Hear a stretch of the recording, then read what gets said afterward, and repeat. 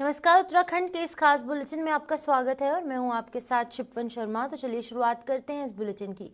सबसे पहले बात करेंगे मुख्यमंत्री की। तो मुख्यमंत्री पुष्कर सिंह धामी की अध्यक्षता में उत्तराखंड निवेश और आधिकारिक संरचना विकास बोर्ड की पहली बोर्ड बैठक आयोजित की गई। बता दें कि बैठक में मुख्य सचिव डॉक्टर एस संधू, अपर मुख्य सचिव आनंद वर्धन, सचिव मुख्यमंत्री आर मीनाक्षी, वहीं विनय शंकर पांडे सहित अन्य अधिकारी उपस्थित थे। बैठक में बोर्ड और कार्य समिति की संरचना के साथ ही 10 करोड़ के प्रारंभिक कॉप्स कोष के गठन को भी मंजूरी दी गई।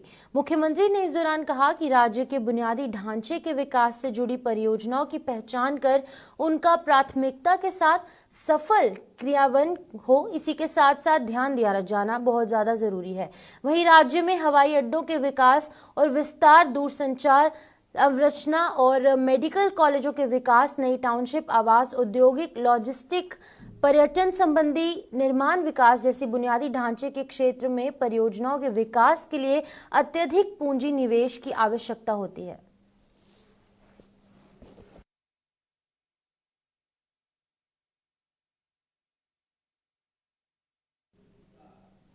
उत्तराखंड रोडवेज ने देहरादून से अयोध्या के लिए सीधी बस सेवा शुरू की है।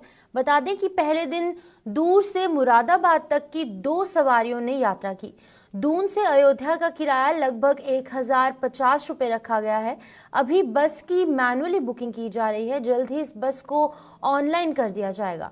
बता दें कि यात्री घर बैठे बस की टिकट बुक करवा सकेंगे। आपको बता दें कि ISBT में विधिवत पूजा अर्चना के बाद इस बस को रवाना किया गया। वहीं धून से अयोध्या के लिए ये पहली सीधी बस सेवा है। ये सुबह 8:30 बजे जो है वो दून से चलेगी और अगले दिन सुबह 5:30 बजे अयोध्या पहुंचेगी, जबकि अयोध्या से ये 3 बजे दून के लिए चलेगी और अगले दिन सुबह 9 बजे यहाँ पहुंचेगी।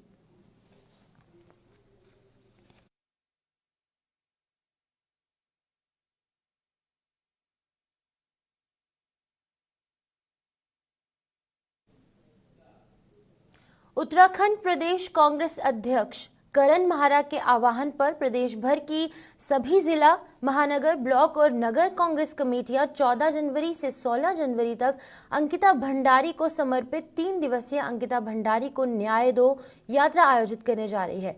बता दें कि पार्टी के वरिष्ठ नेता और अखिल भारतीय कांग्रेस कमेटी के पूर्व राष्ट्रीय अध्यक्ष राहुल गांधी भारत जोड़ो यात्रा की अपार सफलता के उपरांत 14 जनवरी से मणिपुर की राजधानी इम्फाल से महाराष्ट्र तक लगभग 6700 किलोमीटर लंबी भारत जोड़ो न्याय यात्रा का शुभारंभ करने लगी है।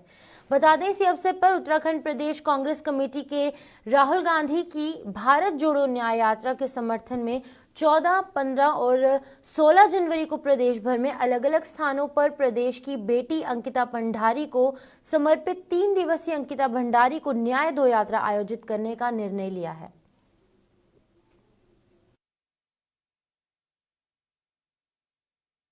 देखते हैं क्या करते हैं और नैतिक बल हमको ना खुद को नैतिक बल उनको लाने की जरूरत है। NCRB की रिपोर्ट्स बहुत खतरनाक है। 9 हिमालय राज्यों में उत्तराखंड को महिला अपराध में पहले नंबर पर बताया गया है और 907 बलात्कार के केसेस हुए हैं और 778 लोगों को जो उठा के ले जाने का मामले होते हैं वो इसमें सामने आए हैं। तो ये एक गंभीर विषय है। देखिए, कांग्रेस पार्टी अपना खोया हुआ जनाधार हासिल करने के लिए जिस बेटी ने एक शहादत दी है, जिस बेटी के साथ एक कृत्य हुआ है, उस बेटी के नाम पर राजनीति कर रही है। मामला न्यायालय में है। अभी तक कोई भी जो नामजद अपराधी थे उनकी जमानत नहीं हुई है, सब जेल में निरुद्ध हैं। कांग्रेस बेवजह लोगों को गुमराह कर रही है। कांग्रेस के पास कोई मुद्दा नहीं है और उस बिटिया के नाम पर अपनी राजनीति रोटियां सेक रही है।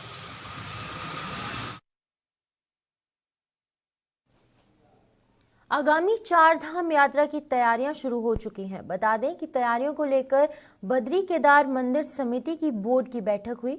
वहीं मंदिर समिति की बोर्ड बैठक अजेंद्र अजय की अध्यक्षता में हुई, जिसमें कि तैयारियों के मद्देनजर कई प्रस्ताव पारित किए गए। बैठक में यात्रा वर्ष 2024 के लिए तैयारियों, निर्माण, जीर्णोद्धार कार्यों संबंधी प्रस्ताव सहित कई फैसले लिए गए, जिनमें से कि त्रियुगी नारायण मंदिर क्षेत्र को वेडिंग डेस्टिनेशन के रूप में विकसित करने का प्रस्ताव भी पारित किया गया। बता दें कि ग्लोबल इन्वेस्टर्स समिट 2023 के दौरान प्रधानमंत्री ने वेडिंग डेस्टिनेशन के रूप में उत्तराखंड को विकसित करने की बात कही थी, जिसके तहत अब राज्य सरकार द्वारा कई कदम उठाए जा रहे हैं। वहीं बीकेटीसी के अध्यक्ष अजेंद्र अजय ने कहा कि बीकेटीसी एक स्तर से भी उत्तराखंड के महत्वपूर्ण और पौराणिक मंदिरों को वेडिंग डेस्टिनेशन के रूप में विकसित करने का प्रयास किया जा रहा है। वहीं ऊखीमठ स्थित ओंकारेश्वर मंदिर में प्रथम फेज का निर्माण कार्य शुरू हो चुका है।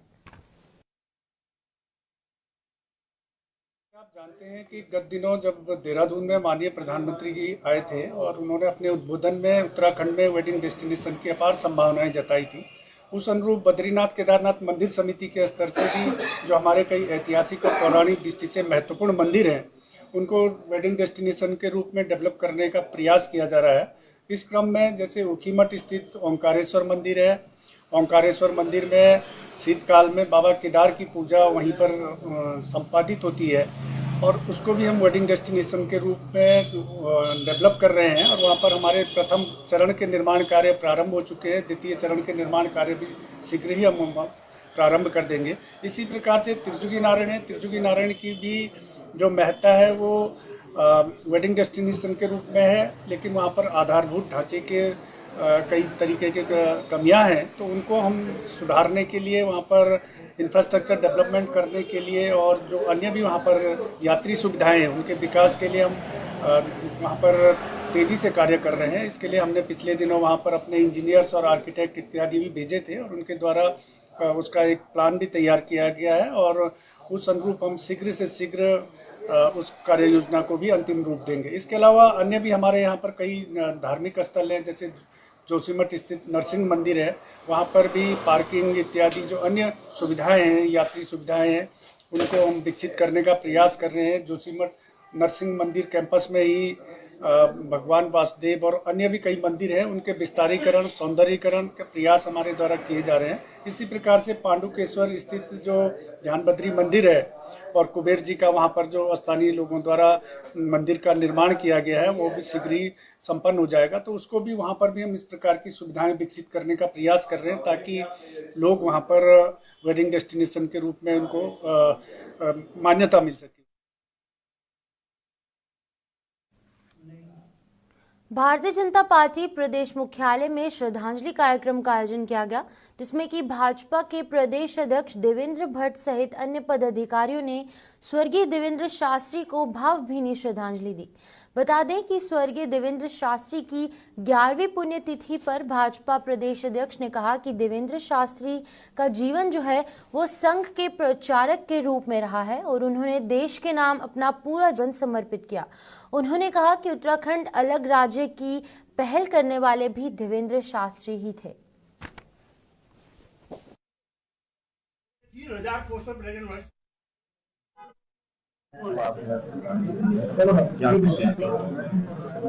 देखिए, देवेंद्र शास्त्री जी उत्तराखंड के अंदर हमारे विचारों के वरिष्ठ थे। पहले संघ के प्रचारक के रूप में आपका उत्तराखंड में अपना स्थान था। वैचारिक दृष्टि से आज की पीढ़ी के कार्यकर्ताओं का मार्गदर्शन लंबे समय तक शास्त्री जी ने किया। आज उनकी 11वीं पुण्यतिथि थी और पुण्यतिथि के अवसर पर उनके पुत्र और उनके उस कालखंड के अनेकों जिनको उनका सानिध्य प्राप्त हुआ, ऐसे लोगों ने अपने विचार श्रद्धा सुमन के रूप में व्यक्त किए हैं। शास्त्री जी आज भी भारतीय जनता पार्टी के कार्यकर्ताओं के प्रयासों तो है ही हैं, लेकिन उत्तराखंड राज्य निर्माण की पहल करने वाले पहले राजनेता के रूप में शास्त्री जी को उत्तराखंड की जनता जानती है। आज हमारे मध्य नहीं है, लेकिन उनके विचारों से पार्टी आज भी अपने कार्य विस्तार में उनका सारे विचारों का योगदान महत्वपूर्ण है। उप जिलाधिकारी कार्यालय में आयोजित यातायात संबंधी बैठक का आयोजन किया गया, जिसमें कि यातायात संबंधित कई अहम निर्णय भी लिए गए। इसमें शाम 4:30 बजे से रात 10:30 बजे तक मॉल रोड पर वाहन प्रतिबंध रहेंगे। इस निर्णय के बाद नगर पालिका परिषद मसूरी द्वारा कार्रवाई भी शुरू कर दी गई। बता दें कि इस दौरान मॉल रोड पर नो पार्किंग जोन में खड़े वाहनों को नियत स्थान पर पार्क करने को लेकर भी वही लाउडस्पीकर से सूचित किया जा रहा है। इसके साथ चालान की कार्रवाई शुरू की जाएगी। साथ ही मॉल रोड में टैक्सी, स्कूटी और टैक्सी वाहनों को पूरी तरीके से प्रतिबंधित कर दिया गया है। साथ ही कैमल बैक रोड से वन के यातायात शुरू किया जा रहे हैं और वहां पर खड़े वाहनों को हटाया जा रहा है। मॉल रोड की यातायात व्यवस्था की दृष्टिगत 6 जनवरी को उप जिलाधिकारी महोदय द्वारा बैठक ली गई थी, जिसमें टैक्सी एसोसिएशन, होटल एसोसिएशन, व्यापार संघ और जितने भी यहाँ पे ट्रैफिक से संबंधित अधिकारी हैं, उनकी बैठक में ये निर्णय लिया गया कि 4-4:30 बजे से और 10 बजे तक जो मॉल रोड पे 0 जोन का है उसका सख्ती से अनुपालन कराया जाए। कोई भी कॉमर्शियल एक्टिवा मॉल रोड पे नहीं जाएगी और यदि मॉल रोड पे जाती पकड़ी गई तो उसको जब्त किया जाएगा। दूसरा, कैमल बैंक रोड से वन वे ट्रैफिक करने का भी है, तो आज अनाउंसमेंट हमारे द्वारा करा दी गई। वहाँ जो भी गाड़ियाँ पार्किंग होती हैं उनको वो कार स्वामी अपनी गाड़ियाँ वहाँ से हटा लें और इसे वन वे किया जाएगा कैमल बैंक रोड पर। ये योजना कब से कब तक लागू रखी जाएगी? अब ये तो कंटिन्यूस लागू रहेगी। अब आज से इस पे काम शुरू हो रहा है और ये आगे कंटिन्यूस रहेगा। जो अति आवश्यक वाहन होंगे उनको किस तरह की छूट दी जाएगी? अति आवश्यक वाहन में तो एक एम्बुलेंस ही है कि एम्बुलेंस है उसे छूट मिलेगी, वो ऐसी परिस्थितियाँ होती हैं। बाकी और जो वाहन है वो रात्रि में अपना जो सामान अनलोड होना है या जो गैस है वो सुबह अपना 10 बजे से पहले अपना काम कर सकते हैं। तो इसका सख्ती से पालन करवाया जाएगा? जी, इसमें SDM महोदय द्वारा पुलिस को भी निर्देशित कर दिया गया और इस पर आज से कार्य शुरू हो रहा है। उत्तराखंड की चक्राता विधानसभा के कालसी रामलीला मैदान में नशे के विरुद्ध एक महापंचायत बुलाई गई। बता दें कि इस महापंचायत में विधायक विकास नगर मुन्ना सिंह चौहान सहित पूर्व जिला पंचायत अध्यक्ष चमन सिंह ने भी अपने विचार रखे। वहीं विधायक मुन्ना सिंह चौहान ने कहा कि अगर आज हम अपने बच्चों को नशे से बचा सके तो हर माँ बाप अपना जीवन धन्य समझता है।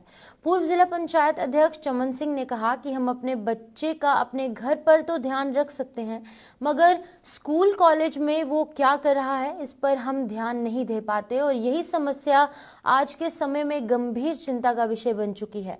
महापंचायत में सभी वक्ताओं ने कहा कि नशे को रोकने के लिए सरकार को तो गंभीरता से कदम उठाए जाने चाहिए, साथ ही घर से भी इस समस्या को दूर करने के लिए गंभीर प्रयास करने की आवश्यकता है।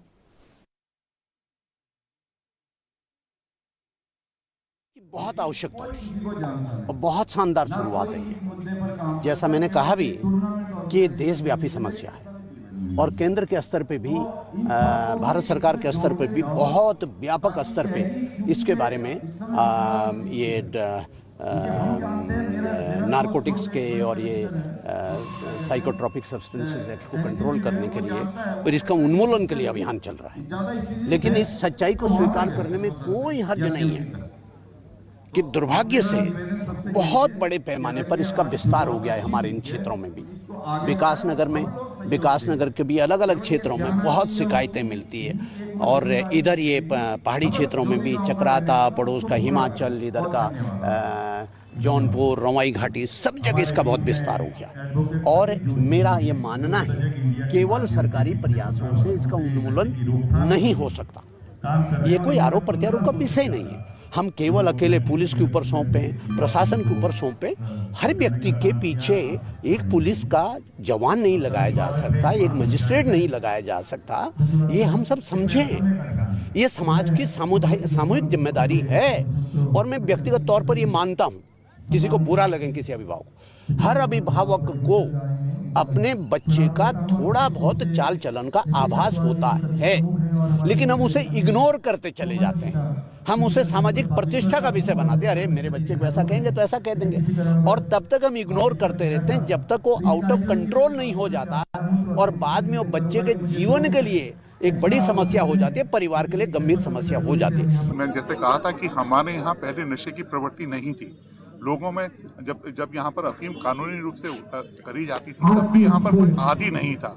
ये जैसे मैंने अपने इसमें जब अगर आपने सुना हो उस वक्त भी कहा था कि एक सबसे बड़ी दिक्कत हो रही है कि जब हम अपने बालकों को जो शिक्षा ग्रहण करने के लिए कस्बों में शहरों की ओर भेज रहे हैं, हम उनका प्रॉपर वो नहीं कर रहे हैं, जिसे कहते हैं कि उनको प्रॉपर तरीके से नहीं देख रहे हैं। अकेली माँ या बहन के भरोसे छोड़ देते हैं और वो उनकी कमियों को छुपाने की काम करते हैं। तो सबसे पहले मॉनिटरिंग होनी चाहिए इस बात के लिए कि जो बच्चा कहीं रह रहा है उसके साथ वाले कौन है, उसके यार दोस्त कौन है। और जैसे कहते हैं कि जब ड्रग का आदी होता है तो सबसे पहले उसके स्वभाव में परिवर्तन होता है, वो एकाकी हो जाएगा, अकेले रहना शुरू करेगा। तो ये चीजें जो साथ रह रहा है वही देख सकता है, बाहर वाला व्यक्ति या समाज का व्यक्ति नहीं देख सकता है। तो जब वो इनिशियल और ये जब तक इनिशियल स्टेज में हम उनको नहीं पकड़ेंगे, नशा छुड़ाना बहुत मुश्किल हो जाता है। पंचायत में यहाँ के प्रबुद्धजनों ने हम लोगों को आमंत्रित किया था, तो ये विचार साझा हुए हैं, उनके सुझाव हमने लिए हैं और अपने जो हमारी अपील है उनसे वो हमने बताई है। माननीय मुख्यमंत्री का जो मिशन है ये ड्रग्स फ्री देवभूमि, जो कि हमें 2025 तक इस टारगेट को अचीव करना है, उसी सिलसिले में मैंने सभी लोगों से यहाँ आग्रह किया कि आप हमें जो भी यहाँ पे नशा कर रहा है या करवा रहा है उसकी ठोस सूचना हमें दें, हम उस कार्रवाई करेंगे और कोई भी इससे बच नहीं पाएगा। जो सुझाव यहाँ पंचायत में मिले हैं उनको लेकर किस तरीके से आप देखिए, जो सुझाव यहाँ मिले हैं, हमारे यहाँ पे सीओ साहब यहाँ मौजूद हैं, वो मैंने भी वो सुने हैं और उनको नोट डाउन किया है और उस पर हम सिलसिलेवार कार्रवाई करेंगे। मौसम बदलने के साथ साथ वाहन दुर्घटनाओं में भी बढ़ोतरी देखने को मिल रही है, क्योंकि जैसे जैसे मौसम जो है वो बदल रहा है वैसे वैसे ही दुर्घटनाओं का मामला अधिक बढ़ता हुआ नजर आ रहा है। वहीं मैदानी क्षेत्रों से लेकर पहाड़ी क्षेत्रों तक कोहरे का कहर बरसता हुआ नजर आ रहा है, जिसके कारण कई एक्सीडेंट्स हो रहे हैं और कई लोगों की जान भी जा रही है। बताते चले कि इसी को लेकर अब परिवहन विभाग की तरफ से एक अभियान चलाया जा रहा है। इस दुर्घटनाओं पर अंकुश लगाने के लिए परिवहन विभाग ने वाहनों के आगे और पीछे रिफ्लेक्टर लगाने का अभियान शुरू किया है। परिवहन अधिकारी शैलेश तिवारी ने कहा कि परिवहन विभाग की तरफ से भी समय समय पर रिफ्लेक्टर लगाने का अभियान चलाया जाता है और एक बार फिर से विभाग इसी तरीके से जागरूकता के साथ साथ रिफ्लेक्टर लगाने का अभियान भी चला रहा है। बेसिकली इसमें जागरूकता सबसे इम्पोर्टेंट चीज है। धुंध में मेरा तो सुझाव है कि रात्रि में कम से कम चलें, जब तक बहुत जरूरी नहीं हो तब तक रोड पे न निकलें, क्योंकि रात्रि में दुर्घटना की संभावना बढ़ जाती है और रात्रि में धुंध भी बहुत ज़्यादा आजकल होने लगा है। धुंध में उसका एक उपाय है कि आप अपनी गाड़ी के सारे लाइट जो हैं जला कर रखें, रिफ्लेक्टर टेप भी लगा लें और पार्किंग लाइट भी आपका दुरुस्त होना चाहिए। कहीं भी अगर आपको दिक्कत होती है तो साइड में गाड़ी खड़ी कर दें और वेट करें कि धुंध थोड़ा सा कम हो जाता है। और धुंध की स्थिति में एक चीज़ और भी आवश्यक है कि दो गाड़ियों के बीच में डिस्टेंस काफ़ी अच्छी होनी चाहिए। कई बार क्या होता है कि अगर धुंध है और गाड़ियां चिपक के चल रही हैं तो उसमें दुर्घटना होने की संभावना बढ़ जाती है। देखा होगा एक साथ 10 गाड़ियां 20 गाड़ियां कोलाइड कर जाती हैं, तो उनसे बचने के लिए आप दो गाड़ियों के बीच में परफेक्ट डिस्टेंस लेकर के आप चलें और सारे लाइट ऑन होने चाहिए। आप लेफ्ट साइड में चलें और धीमी गति से चलें। इसमें हम लोगों को जागरूक भी कर रहे हैं। परिवहन विभाग द्वारा स्कूली बच्चों को सड़क सुरक्षा के बारे में जागरूकता के लिए एक कार्यक्रम का आयोजन किया गया, जिसमें कि स्कूली बच्चों ने बढ़ चढ़कर हिस्सा लिया। कार्यक्रम के दौरान बच्चों को सांप सीढ़ी के खेल के द्वारा जागरूक किया गया। परिवहन विभाग के अधिकारी शैलेश तिवारी ने इस गेम को काफी रोचक बनाया। बता दें कि सांप सीढ़ी के खेल में सांप काटेगा भी और सीढ़ी ऊपर भी चढ़ाएगी, लेकिन फर्क सिर्फ इतना होगा कि हर स्टेप आपको यातायात नियमों की जानकारी देगा। इसके साथ उन नियमों के पालन करने के लिए उसके जो तरीके हैं वो भी बताए जाएंगे। हर स्टेप पर अलग अलग बॉक्स में यातायात के नियमों की जानकारी दी गई। साथ ही नियम तोड़ने पर कानून, जुर्माने और सजा तक की जानकारी दी गई है। इस प्रतियोगिता में विजयी बच्चों को आरटीओ द्वारा सर्टिफिकेट देकर पुरस्कृत किया गया।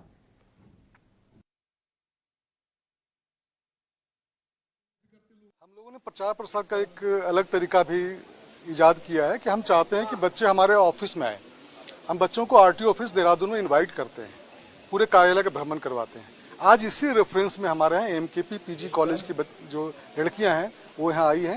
ये एनएसएस में भी एक्टिव हैं, पूरा एनएसएस का ग्रुप है। राष्ट्रीय सेवा योजना की जो लड़कियां हैं हमारे पास आई हैं। तो हमने एक बार पूरे ऑफिस का भ्रमण करवाया है। ड्राइविंग लाइसेंस कैसे बनता है, लर्निंग लाइसेंस, परमानेंट लाइसेंस के बारे में बताया गया इनको, रजिस्ट्रेशन के बारे में, और भी परिवहन विभाग में क्या क्या काम होता है, सब जगह इनका भ्रमण करवाया गया। उसके बाद हम लोगों ने यहाँ सांप सीढ़ी का गेम भी खिलवाया इनको।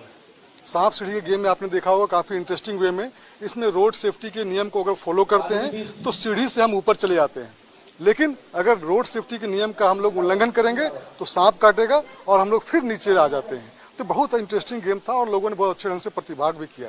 हमने अवार्ड भी दिए हैं लोगों को, 1, 2, 3 का अवार्ड हमने दिया है, कंसोलेशन अवार्ड भी दिया है, साथ में सबको एक सर्टिफिकेट भी हम लोग बांट रहे हैं। इसके अलावा आपने देखा होगा कि हम लोगों ने एक एमकेपी कॉलेज में ही एक कॉम्पिटिशन करवाया था हम लोगों ने, पेंटिंग कॉम्पिटिशन। इसमें रोड सेफ्टी के जो पॉइंट्स दिए गए थे उसी के आधार पर उन्होंने पेंटिंग बनाया था, और पेंटिंग में भी 1, 2, 3 हम लोगों ने डिसीजन लिया है। रुड़की में शीतलहर के प्रकोप ने लोगों को अपनी चपेट में ले रखा है, जिसका सीधा असर आम मजदूर के कारोबार पर पड़ रहा है। बता दें कि लोग जगह जगह अलाव जलाकर अपने हाथ सेक रहे हैं। कुछ लोग चाय की दुकान पर गर्म चाय का सहारा लेकर ठंड को खत्म करने की नाकाम कोशिश करने में लगे हुए नजर आ रहे हैं।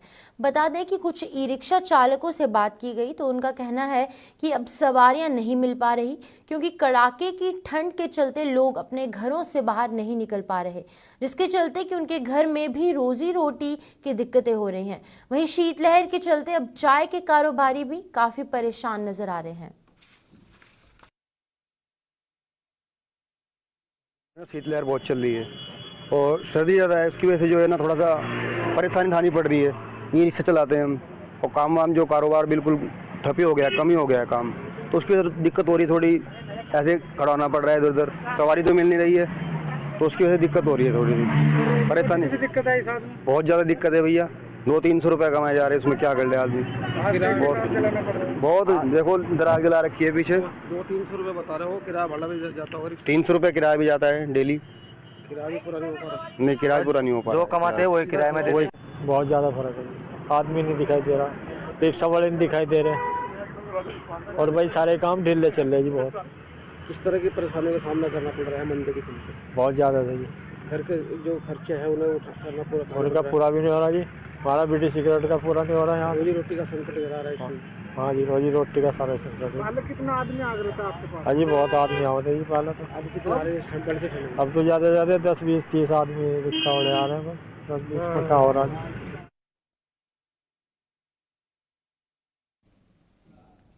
2024 के लोकसभा चुनाव जो है वो नज़दीक हैं, जिसको लेकर सभी राजनीतिक पार्टियों ने अपनी तैयारियां शुरू की हैं। आगामी दिनों में भारतीय जनता पार्टी एक मीडिया कार्यशाला का आयोजन करने जा रही है, और इस बात की जानकारी भाजपा के प्रदेश प्रवक्ता वीरेंद्र भिष्ट ने दी। प्रदेश प्रवक्ता का कहना है कि भारतीय जनता पार्टी प्रदेश स्तर पर एक मीडिया कार्यशाला जो है उसका आयोजन करेगी। साथ ही साथ इस कार्यशाला में जनपद स्तर के सोशल मीडिया के प्रभारी और सभी मोर्चों के मीडिया प्रभारी, इन सभी लोगों के लिए कार्यशाला का आयोजन किया गया है।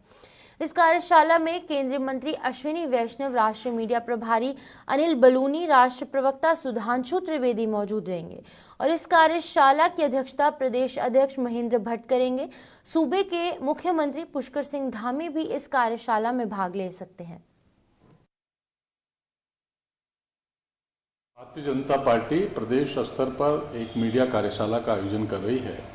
इस मीडिया कार्यशाला में अपने जनपद स्तर के सोशल मीडिया के प्रभारी, मीडिया प्रभारी और प्रांतों के और सभी मोर्चों के जो मीडिया प्रभारी हैं, प्रांत के प्रवक्ता हैं, सभी लोगों की कार्यशाला आयोजित की गई है। इस कार्यशाला में विशेष रूप से केंद्रीय मंत्री अश्विनी वैष्णव जी, अपने राष्ट्रीय मीडिया प्रभारी और सांसद अनिल बलूनी जी, राष्ट्रीय प्रवक्ता सुधांशु त्रिवेदी जी और गोपाल अग्रवाल जी रहने वाले हैं। प्रदेश के माननीय प्रदेश अध्यक्ष महेंद्र भट्ट जी इसकी अध्यक्षता करेंगे, और अपने राज्य के यशस्वी मुख्यमंत्री पुष्कर सिंह धामी जी का विशेष संबोधन रहेगा। एक दिवसीय कार्यशाला मीडिया के संबंध में महत्वपूर्ण है। सोशल मीडिया और मीडिया पर सभी जानकारियां केंद्र नेतृत्व के द्वारा दी जाएंगी, और उसको अपने प्रांत स्तर पर अपने कार्यकर्ता जो मीडिया से संबंधित लोग हैं उसका क्रियान्वयन करेंगे, उसको आगे जन जन तक पहुंचाने का काम करेंगे।